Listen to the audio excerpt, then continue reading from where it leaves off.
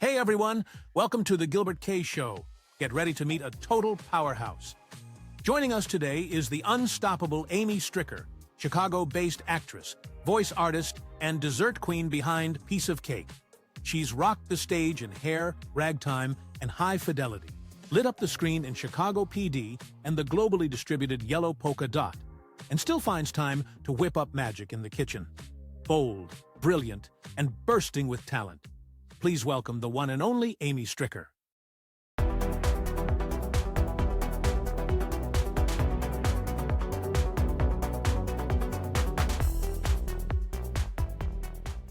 Hey Amy, how are you today? I am wonderful. How are you? Very good. Before we dive in, let's take a moment to watch a clip from your reel. And what we're gonna watch? We're going to watch a clip from a short film that I did called The Yellow Polka Dot. Excellent. Okay, let's watch it. Are we just going to pretend that what happened last night didn't happen? Paul makes her drink strong. That's it? The drinks were strong?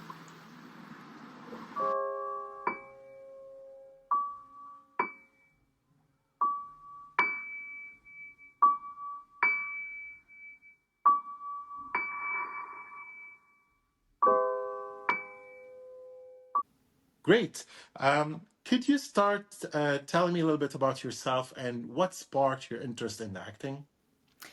Absolutely. I am born and raised in the Chicago suburbs.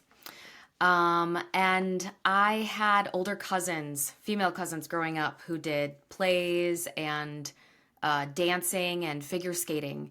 And, watching them perform just lit me up. And I also think they were my earliest role models, so I kind of wanted to be just like them. Yeah, that's amazing. And what was one of your most memorable experience when you started out? I had a really lovely director when I started doing theater, when I was I started when I was 4, but maybe when I was like 7 or 8, I had this really, really lovely director. She was just so warm, and she really made me feel safe and so encouraged to continue performing. Wow. Okay. And how did you describe yourself in 3 words? I am compassionate, generous, and charismatic. Okay. And what's one fact about you that most people might not know? I was a competitive figure skater for 10 years Oh, when wow. I was growing up. That's amazing. Wow. And what hobbies do you have and what do you do for fun other than acting? I love nature walks, which is a little harder living in the Chicago suburbs, but I still try and find places. I love crossword puzzles, and I guess this is industry related, but going to the movies. And probably my favorite thing of all is sitting down and watching a really good TV show. That's great. That's great. Um, okay, so my next segment is a small game. We usually play on the show. It's called This or That. And in this fun game, I'll give you 2 options. And you have to pick the one you like the most or the one that fits you better. Okay. There are no wrong answers, and you don't need to explain your choice unless you want to. It's all about quick, fun decisions to show us more about you and the audience to get to know you. Are Okay. you ready, Amy? I am so ready. Okay, let's do it. Stage acting or screen acting? Screen acting, Comedy roles or dramatic roles? dramatic roles. Hero or villain? Ooh, villain, Improvisation or scripted dialogue? scripted dialogue. Period pieces or modern day stories? Modern day stories, Action scenes or emotional monologues? emotional monologues, Big budget blockbuster or indie film? indie film, Live audience or recorded performance? recorded performance, Biopic role or fictional character? fictional character, Method acting or staying in character only on set? Staying in character only on set. Okay, great. Let's show our audience another clip from your reel. Okay. This is a clip of another short film that I did with actually the same production company that I did Yellow Polka Dot with. This is called The Slight. Okay. The unspoiled church on the one true holy mount of the transcendent and great divine master. Religion, right.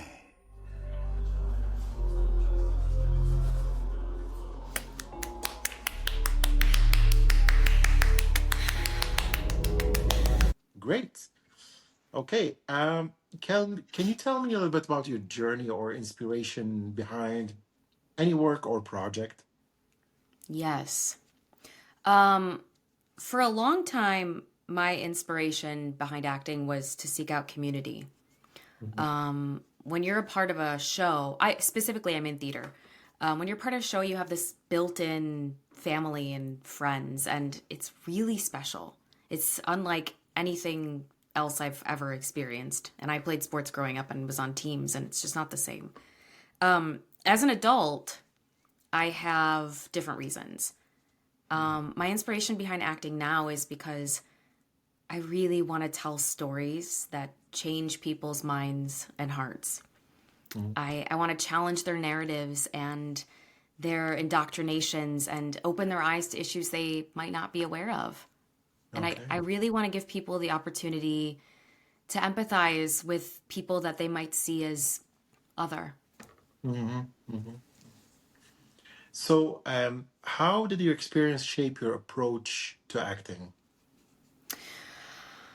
Well, my experiences are constantly shaping my approach to acting. Every time I meet a new person or I try a new activity or I read a new book or I go through another breakup, my approach to acting changes because I have all this new life experience to pull from.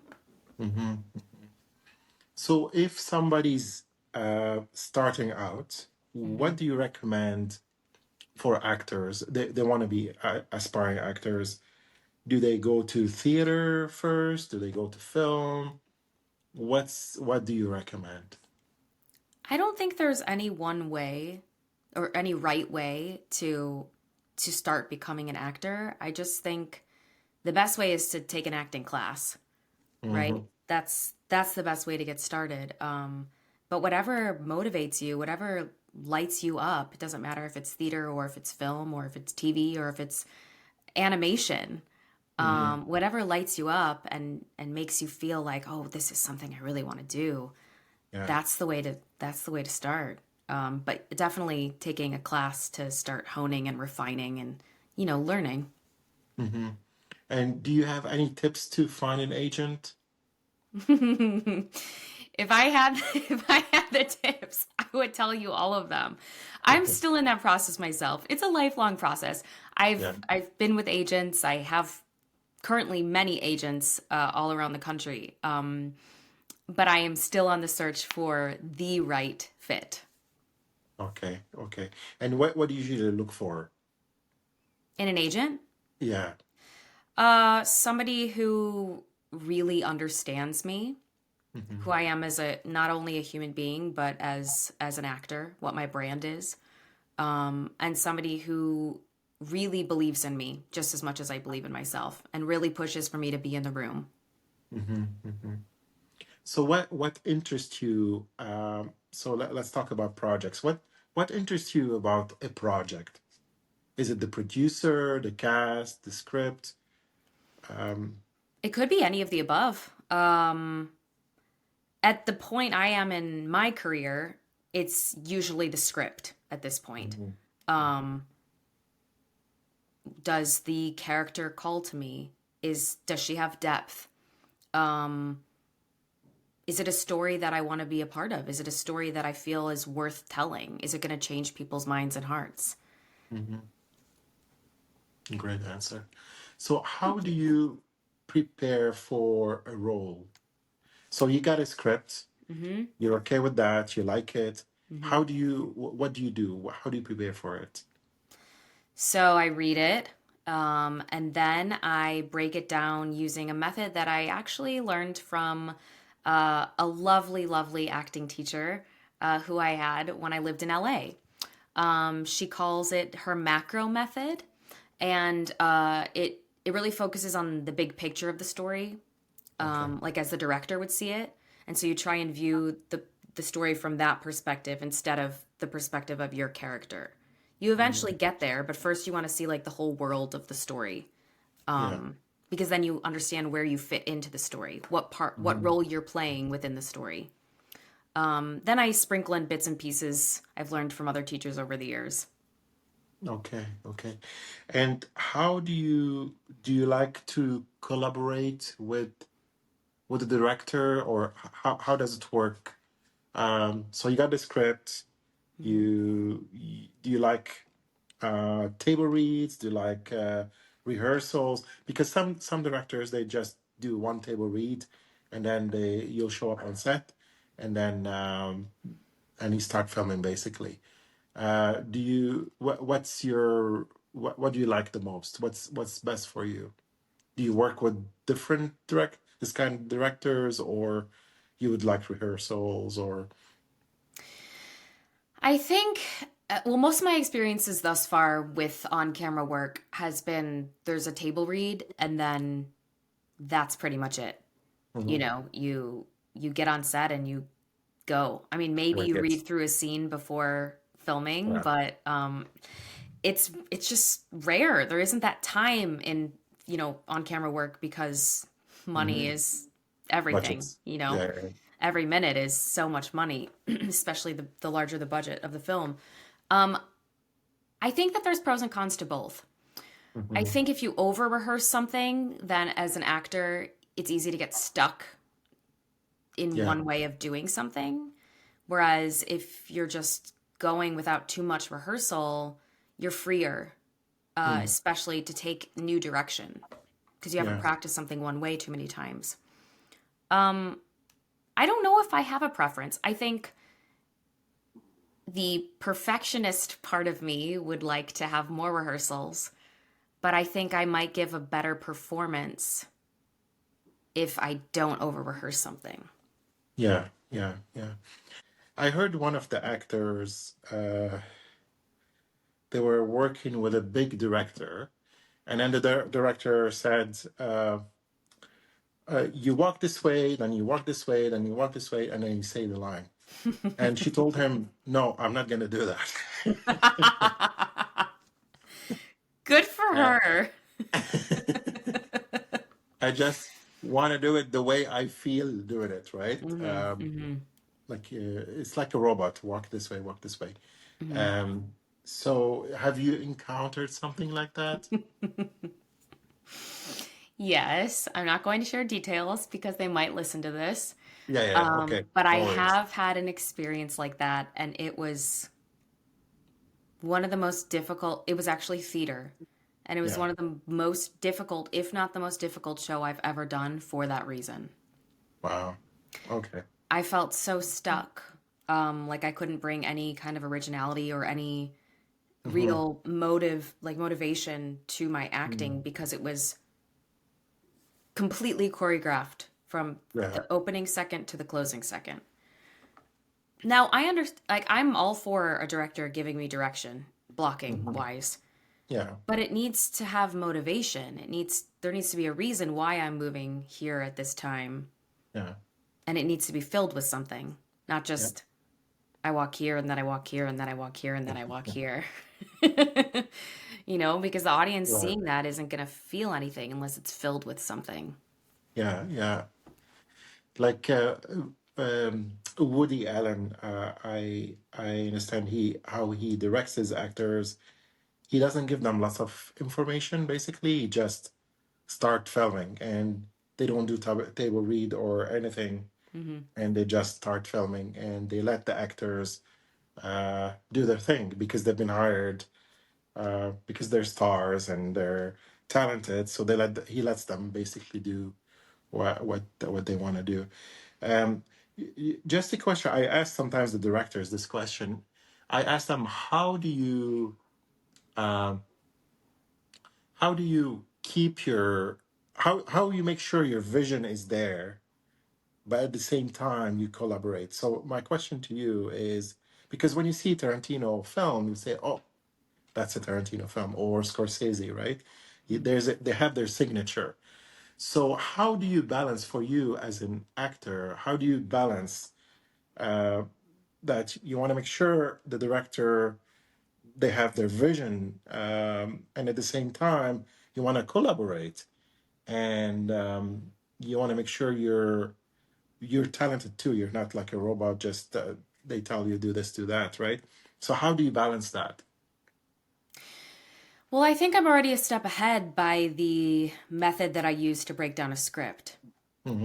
because I'm coming at it from that macro approach, that overhead director vision approach. Yeah. So I already should know what my role is in the story, why Yeah. I'm there, and what would be lacking if I wasn't there. Hmm. So Hmm. I should know the role that I'm filling, Yeah. and what my job is.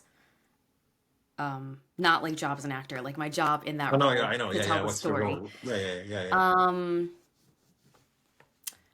but I also think a, a a director that I would want to work with is somebody who is open to collaboration, who maybe lets us do it once and then gives direction, or gives direction, lets us do it, and then they're like, okay, now you go, show me Yeah, your yeah. vision, Your sort own of things. thing. Yeah, I just like people who are communicative. yeah, As long as somebody can openly communicate what it is they're looking for and still give you the freedom to share your input, yeah. that's somebody that I want to work with. Okay, great. Um, what I think probably we touched on that. So what was one of unexpected challenge you faced when getting started? I learned very early on that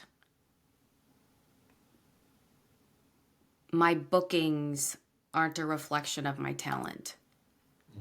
In other words, I could be really, really good, and I wasn't going to be cast as often as I'd like, because the industry is political. The world is political. Even as a Yeah. child in community theater, it's all about who you know, Hmm. and it's a numbers game. And it's still something that I struggle with, but it's a journey, and I've learned to accept it more and more. Yeah, yeah. Um, do you have any tips for memorization? I hear actors complain about memorization. In your case, what do you do? Memorization is actually something that I struggle with, um, because I do have a lot of perfectionist tendencies, and I was taught very early on never to paraphrase. So I am always very strict with myself about being word perfect. Mhm. So what I do is I record myself saying my lines, and I just listen to it over and over and over again. Anytime I'm in the car, anytime I'm on a Wow. walk, anytime I'm at the gym, I just keep playing it, and eventually it's Memorize memorized. it. Wow. So how far in advance do you do that? It really depends on the project. Yeah, yeah, With commercial work, there's so rarely dialogue, yeah. and it's usually very minimal if there is. So that's pretty easy. And the turnaround is so quick that you only have a couple days. So That's true. that's usually sufficient. When it comes to like a short film, the sooner the better. I mean, the sooner I get the script and start memorizing, the better. If I had it my way, it'd be a couple months. Hmm. Most of the time thus far, it actually has been a couple months, so I've been lucky in that regard. Yeah. I don't know what it's like to work on a feature as a lead, Hmm. with to have all of that dialogue. I don't know how long that would take me. Hmm. Hmm. I know. So if what's your preference? Um, so how do you get into the scene? Like, because the way they shoot, like most directors, the way they shoot is there are different scenes. They're all over the place. It depends on the location and all that Mhm. stuff.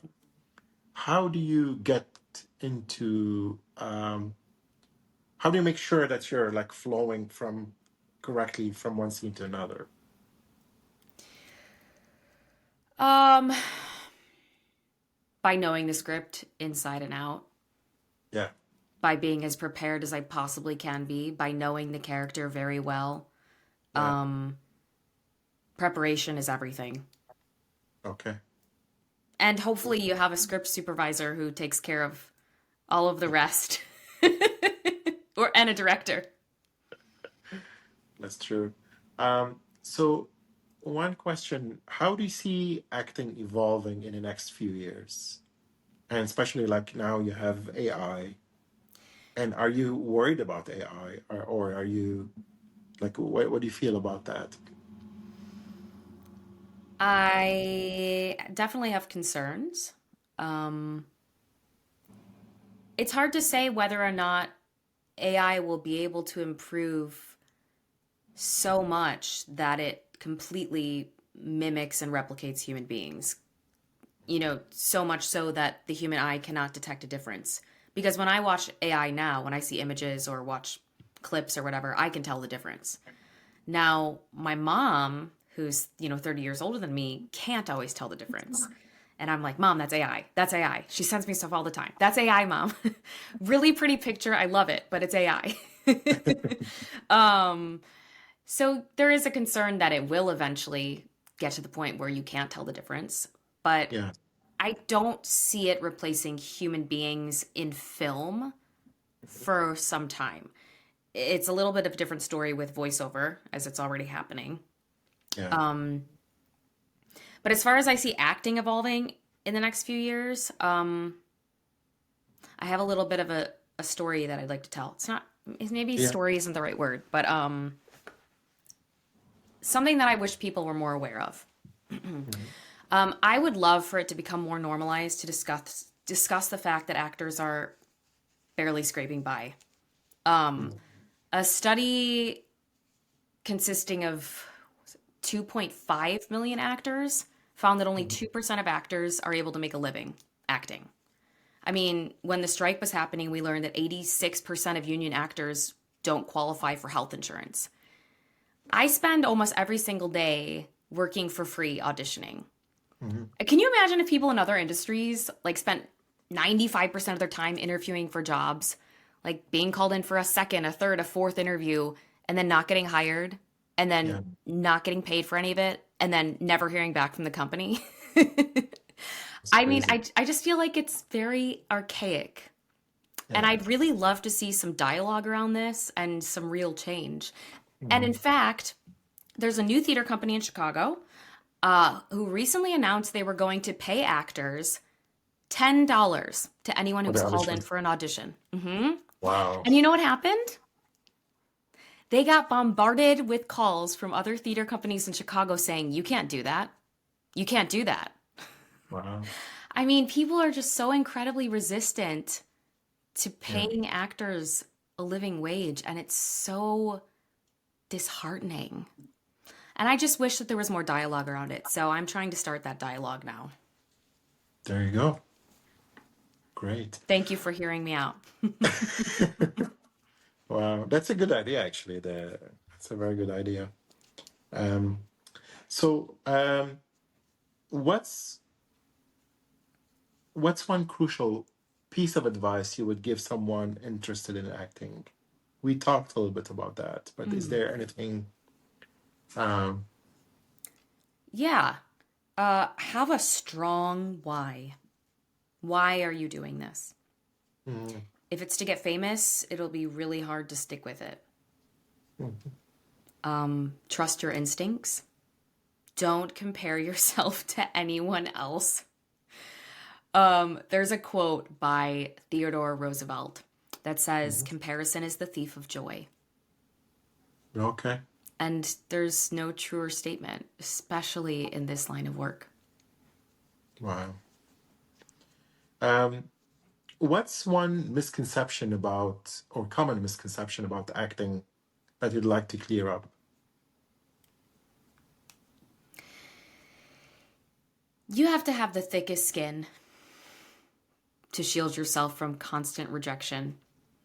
But at the same time, you have to stay vulnerable to allow your emotions to stay right at the surface for your work. And you can be the most talented actor in your market, but if you're too short or too blonde or you look like the director's ex-wife, you won't get the job. And it has nothing to do with how talented you are. Yeah, that's true. That is true. How do you stay motivated and inspired during challenging times?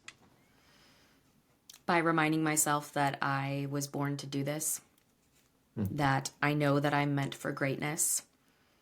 I know that these are words that people shy away from saying out loud and putting out into the universe, saying to other people, coming off as conceited or cocky or full of themselves. But I know that I'm meant for greatness.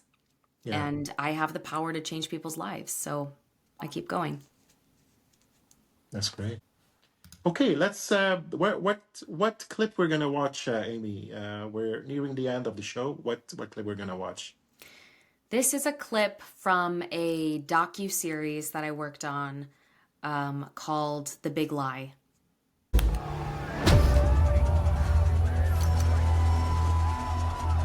911, what is your emergency? There's a bunch of angry men outside my house wearing military gear.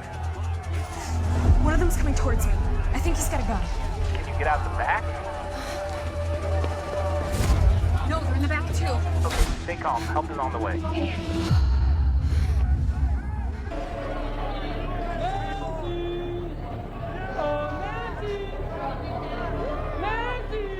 Okay, is there one last thought or piece of advice you'd like to share with our audience? Yes.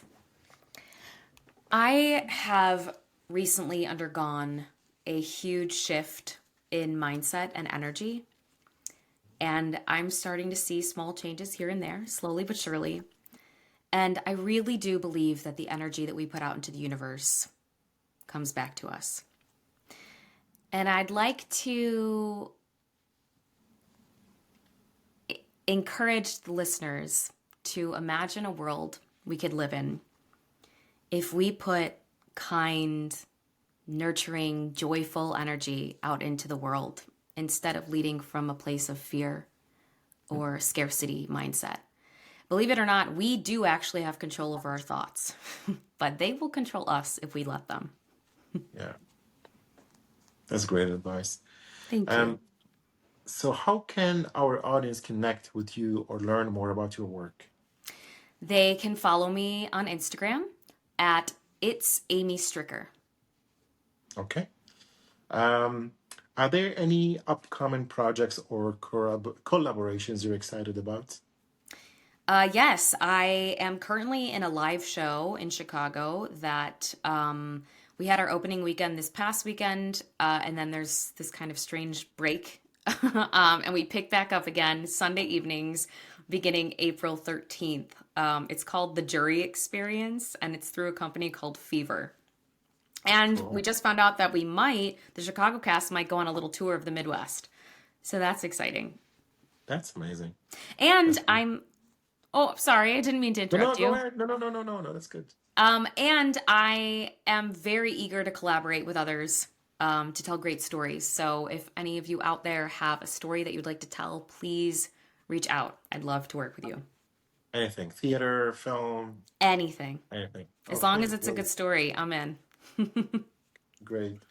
Are there who would you like to thank or acknowledge for supporting you on your journey? My parents.